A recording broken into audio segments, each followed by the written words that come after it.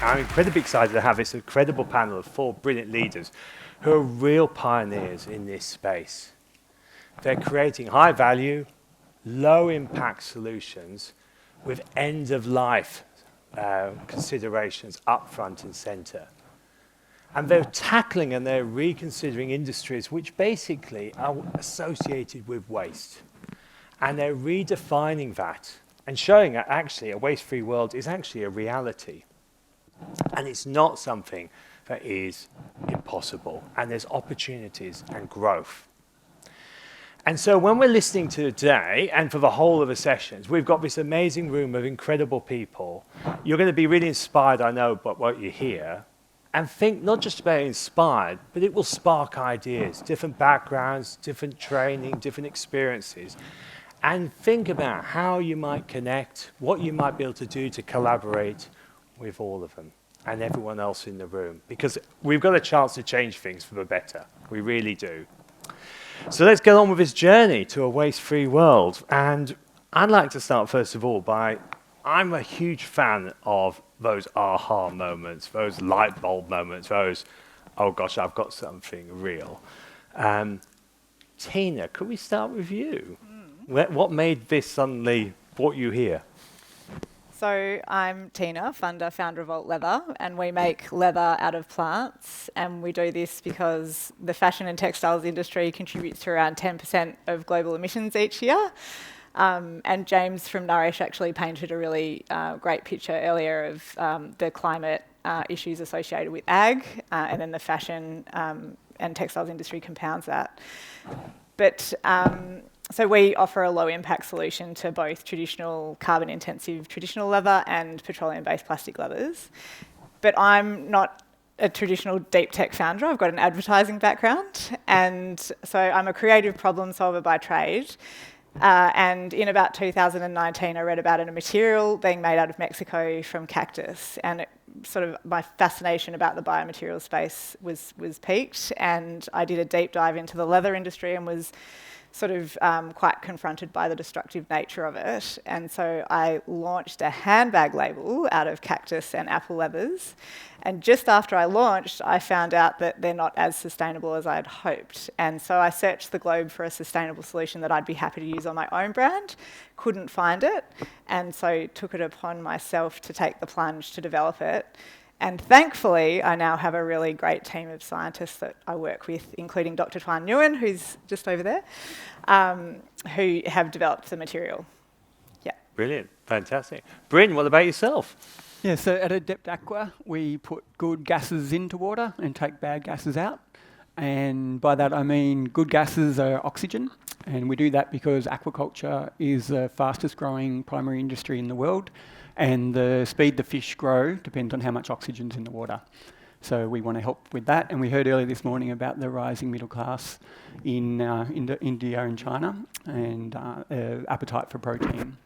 Bad gases, we think of CO2 for acidification, because it acidifies oceans, and also for climate change. So they're the two sort of representative gases we focus on. The aha moment for the oxygen was relatively simple. Not-for-profit I co-founded previously, won funding from the Gates Foundation for medical use, and we had fish farmers calling up saying, what about me? We need oxygen and we've got flowing water, so can you help us out? So that's nice, but a little bit boring in terms of aha. Your aha, I think, is better. And then with the CO2, the motivation was I have a 10-year-old and he asked lots of questions, and I thought soon he's going to ask me what I was doing about climate change. At the moment, all I can say is I cycle, which is pretty weak. And also I realised I've lost plausible deniability, because every day we're hearing that the world is a bit hotter, so I can't even tell him I didn't know. So I thought I'd better do something. And so fast forward, Alan, the co-founder, and I realised that we could use a technology the ancient Egyptians knew about, so about 3,000 years old, to process water to pull out the CO2. And the reason we want to get it from water is it's about 150 times more concentrated than the atmosphere. And yeah, that's essentially it. Brilliant. I love the idea of actually an old technology and repurposing. Yeah, very old. Very That's old. awesome. Yeah. Lucy. Yeah, so we had a few aha moments. Maybe I'll do the aha first, and then you'll find out what we do. So my co-founder, Shin, who's also here, we actually came to Australia 10 years ago, her from China, me from Canada, and we both were attracted to the bioeconomy, so using microorganisms to make valuable products and for bioremediation. So I went to a copper mine in Chile, and I saw they were using bioremediation to clean up acid mine drainage. Right. And I just got super inspired to get back into microbiology and applied for a PhD and came to Australia to do that, working with microbial fuel cells. And Shin, she saw a synthetic biology seminar in China, and that was given by a vice chancellor from an Australian university. And she was like, this is the way of the future. Like, microbes need to make our products, not fossil fuels. So she moved all the way out to Australia right around the same time as I did.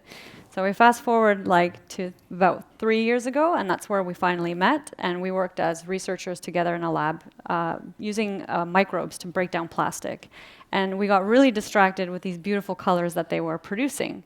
So we had this conversation with Jason Whitfield, who's here today, and he said, why don't you look into the industries that this could be useful for? So we did that, and we found, oh my gosh, textiles use so many, billions of kilograms of dyes, and they're 90%, at least 90%, fossil fuel based. So we don't actually know it because we don't see it in our clothing label, but there's a lot of dirty chemicals in our clothes. And we thought, okay, microbes can definitely solve this problem. They're biodegradable dyes. And we also found through talking to textile mills that the reason they're not using natural dyes is natural dyes don't bind well to fiber, so they need to use higher temperature, longer dyeing time, and actually metal mordants, which are not good for the environment. So there was a massive gap. There's not natural dyes that allow for eco-friendly dyeing conditions. And this is our, fourth aha moment, where we're like, okay, let's make natural dyes bind well to fabric so they can also be eco-friendly dyeing. That's incredible. And that's a classic example of something actually I think most of us are not even aware of, right? As you say, it's not on the labels. Yeah, we're in the dark about it. Yeah, literally. Chris. Well, yeah. So I'm wearing a hat today. This hat actually comes from Ecuador in South America. Most Australians know Ecuador for the Galapagos Islands. That's probably what it's most famous for. But way more importantly, it's where my beautiful wife comes from and the inventor of EM Energy's technology. So she was working deep in the Amazon rainforest, dealing with the destruction caused by oil spills and heavy metal extraction. And Ecuador is a developing country, right? So they don't have a lot of money to deal with these kind of things. So they had to really come up with very innovative ways to break down a lot of these things. A lot of techniques that you won't find, in a textbook or in a paper anywhere. And nature, they use nature basically to break a lot of this stuff down. But really through that experience, she saw the huge amount of suffering this was causing her communities. Kids were getting sick, livestock was getting sick.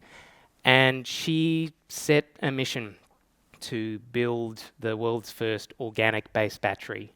So that was what she sort of dedicated 10 years to doing. And she, broke prototype after prototype after prototype. Like the kitchen was a mess, the dining room table was a mess. It was just chaos and mayhem. And then by her 200th prototype, she cracked it. Wow. She got it running. She built one where the electrolyte was completely biodegradable, no toxins, no heavy metals. And it was an amazing moment for us. Like, it was such a huge milestone. But it actually wasn't the aha moment. The aha moment came a little bit after that, where we discovered that the chemical reaction that we had created was producing enormous amounts of hydrogen. Wow. So it was breaking down the carbon-hydrogen links in these organic waste. Yep. And we were like, wow, this is really interesting. We can do this on just about any type of organic waste. And yeah, basically aha moment came, and we pivoted into the waste and hydrogen space. Brilliant. And there's a prototype upstairs. If people And want there's to a go see it. prototype. Yes, that's right.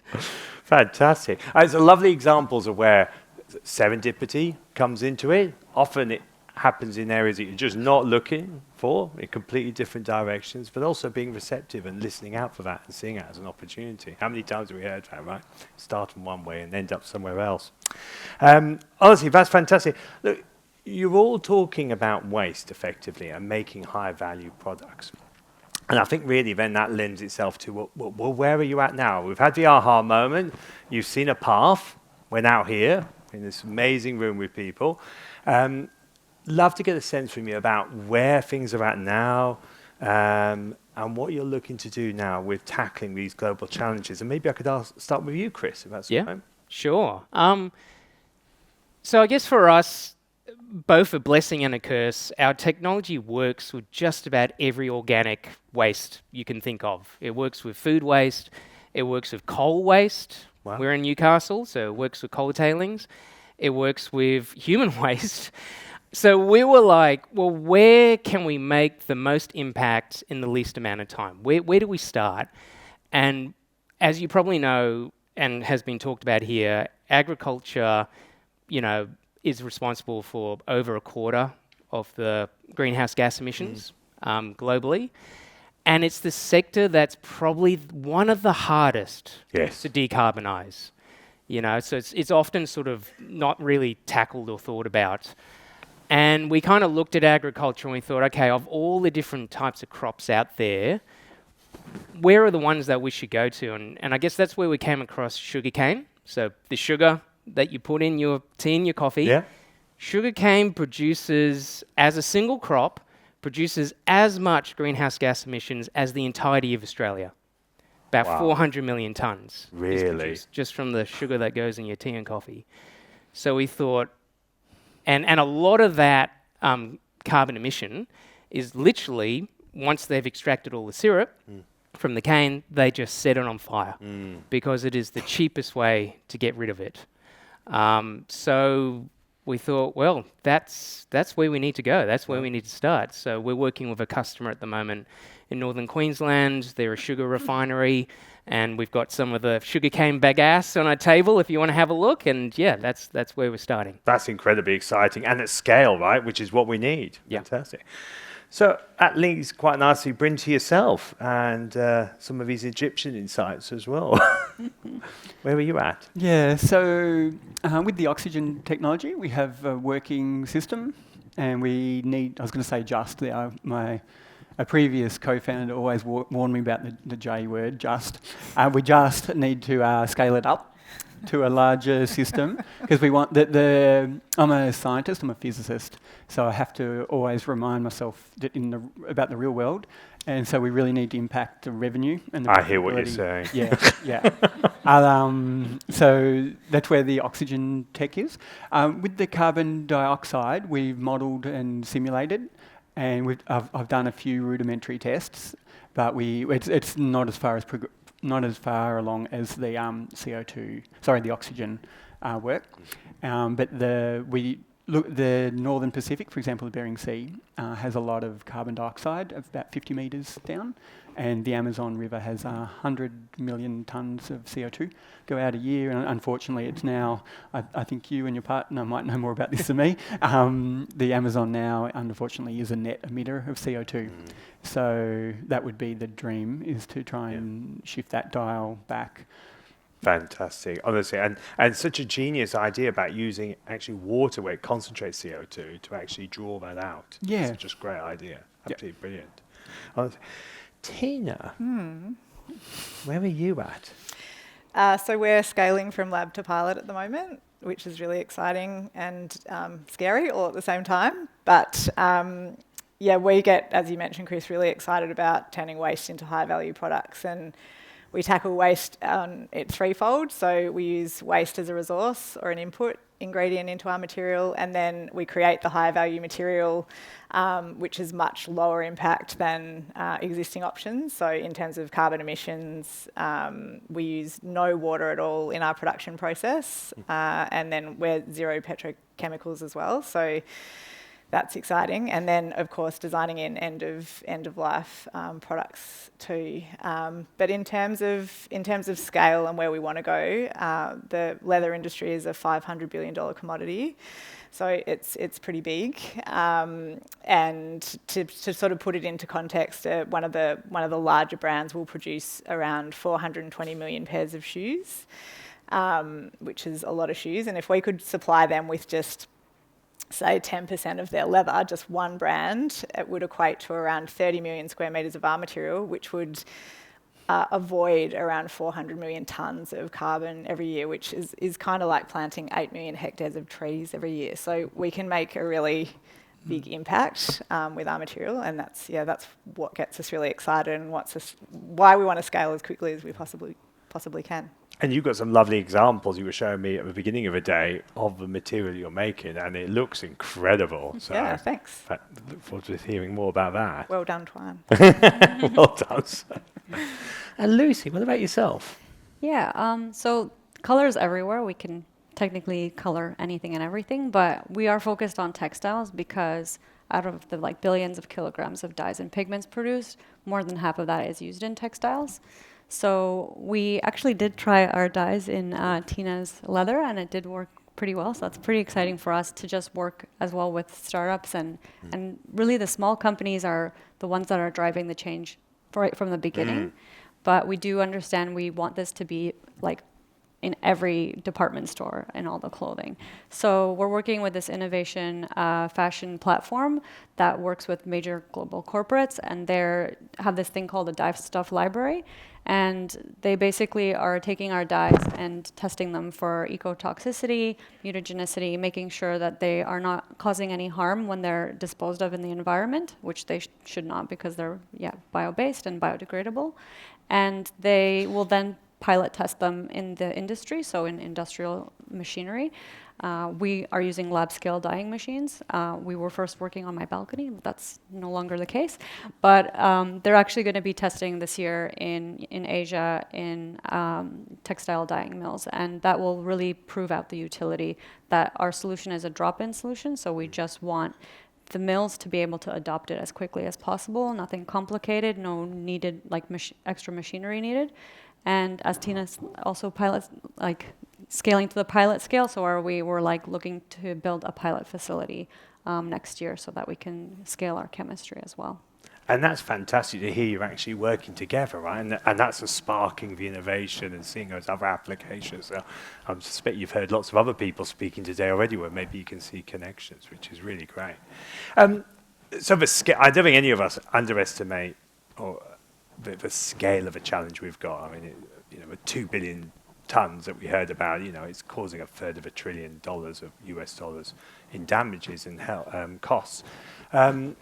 So when we think about what are we going to need to do, we're going to need to join those dots. We're going to need to make connections. We need government, industry, universities, communities all working together.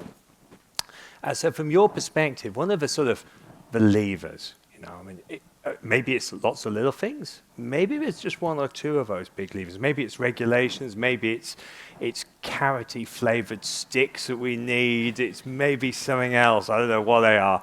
I'd love to get a sense from you if it's to realize these ambitions and really go fast, because that's ultimately what we need to do now because we've run out of time. What do we need to do? If you could just choose one thing, you could be El Presidente in the world and you've got one thing you could do. Where would you start? And I suppose, Lucy. Sure, yeah. What would you do if you were in charge of a world? Oh, this would be great. I would literally... Or New South Wales. Okay. Whatever your ambition is. Well, just the world. Let's go with the world. I would put a tax on petroleum-based products because it's really the case that we can buy a $5 shirt and we don't even know the social and environmental implications of this. So we're paying a low price now, but the environmental and social cost is massive. And I think if we put tax on these petroleum-based products, that would really level the playing field and allow for innovators to come up with more sustainable solutions. So, yeah, that would be what I'd love to do. That's a very popular idea. I mean, and you could imagine that happening all around the world, right? There's no need for that to be just one small area. Maybe start small and go big. But fantastic, Lucy. Bryn, what about you? What would you do? Yeah, I think you've summarised it well. We would like to make the fossil fuel industry obsolete. So we think of it in as circular, the carbon dioxide molecules going in a circle. So we sell them to green fuel manufacturers to power ships around the world and whatnot. So, but if I can now put back my science hat, when we see flowing water, we see an opportunity, and I'd like other people to see that. So, for example, with the fish kills on the Murray-Darling, there's water flowing over the Menindee Weir, and you've got fish dying. We can convert that flowing water effectively turn that into oxygen to keep the fish alive. Similarly, in for-profit aquaculture companies, they often pump a lot of water in from the ocean, do their thing with it, then it flows back, and that we can convert that sunk cost and that river, that person-made river that's flowing back to the sea. We can put our device there and convert that energy that's just wasted into an input that can make the company more profitable. So I guess it's a mindset. Yeah. When you see flowing water, we prefer not to make it into electricity first because it's capital and operationally expensive. But we do need some electricity. But we try to limit the amount of times we change the form of the energy because you pay an efficiency cost each time you do that. And that's such an important thing, is it's for narrative. It's sharing the stories. It's making people aware that this is possible. This isn't just a pipe dream. Yeah. This is ready to go. And we can deploy it at speed and scale. Yeah, and when you have crazy ideas, you want early adopters who are also a bit crazy. Yeah, craziness is they need to have a high risk appetite. I think I've just met these lovely people, but I can safely assume they've got a very high risk appetite. And I think early adopters, we need that too, where if it bursts into flames, that's kind of funny, not get off my property. That's brilliant.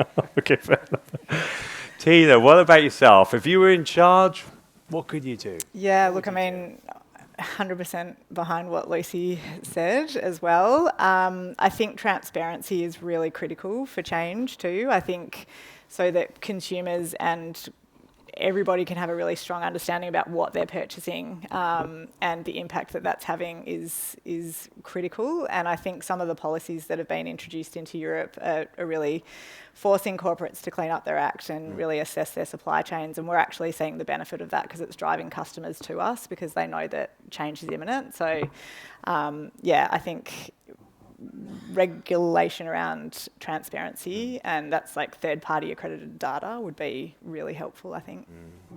But that's such an important point, isn't it, as well? That a number of times you see when you shine a very bright light on a problem, it opens up all sorts of conversations. There's some fascinating works come out of Europe where they've shown that actually if companies are forced to report their CO2 emissions, not scope 1 or 2, but 3, but the emissions are 90% of emissions we all create and we pretend aren't there, the scope 3 emissions.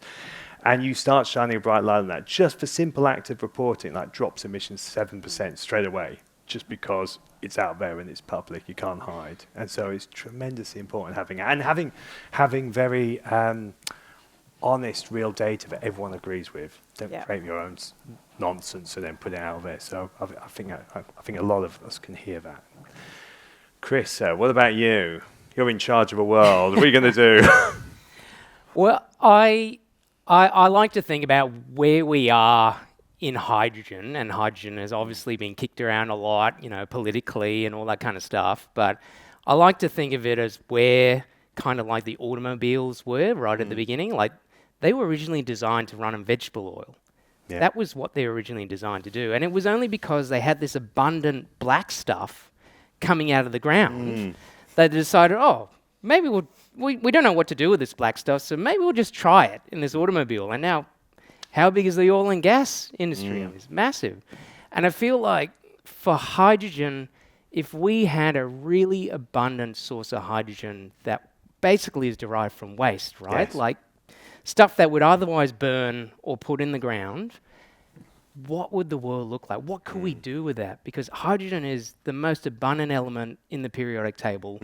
It's the building block for so many different things, from ammonia and food production to water, to energy. I mean, the possibilities, I suppose, of that are kind of almost endless if we could get it cheap enough and abundant enough. Yeah.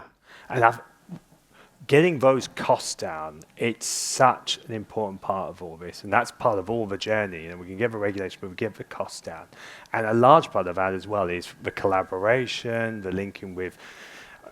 You often hear this story about the fact that actually everyone's just trying to sell something overseas, and everyone's trying to tackle every issue. And what I think is just lovely about your stories is that actually it's really leaning into challenges we have here in Australia, but are also global. And actually you're sitting and working with one another, you're working with universities or inspired by universities, you've got those collaborations, and then actually you're bringing those communities together, and then that's where the magic happens, which is just absolutely brilliant. It really is.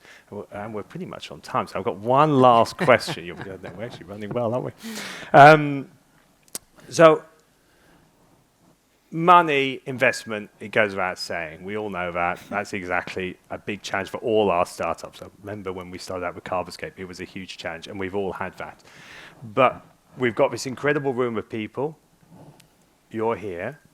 If there's one thing I could ask you, what's the one ask you have to these people? If someone comes up to you, what's the one thing you could speak to everyone and just say, this would really help accelerate us? Bryn, could I start with you? What's your... I was trying to No pressure. I noticed that. Yeah, so we want to capture evidence about our value add, Right. and so we're looking for partners to do that with. Right. So if you're evidence-focused and interested in improving the world through aquaculture and oxygen and or CO2 removal, then come and talk to Alan Haratonian and I. Yeah.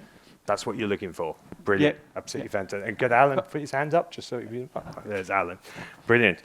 Lucy, what are you hoping to get from today? Yeah, so with investment not being allowed to be spoken about, I'm going to say we're really interested in building this pilot facility. So anyone who has experience with commercial real estate or building a pilot facility or scaling up in general for either chemistry or biology, please come talk to me.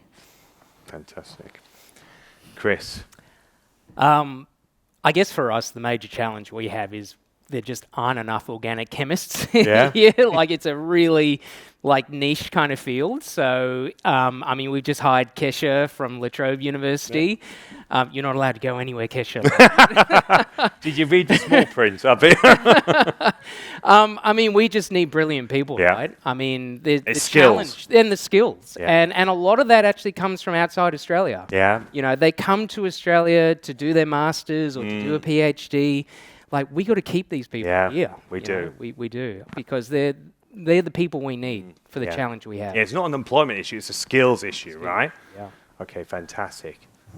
Same. What about- We need Yes. skills too. We need, someone who's basically going to help us scale from lab to pilot, a genius. If there's anyone, 400 in the technical room. generalist who is happy to get their hands dirty and get stuff done.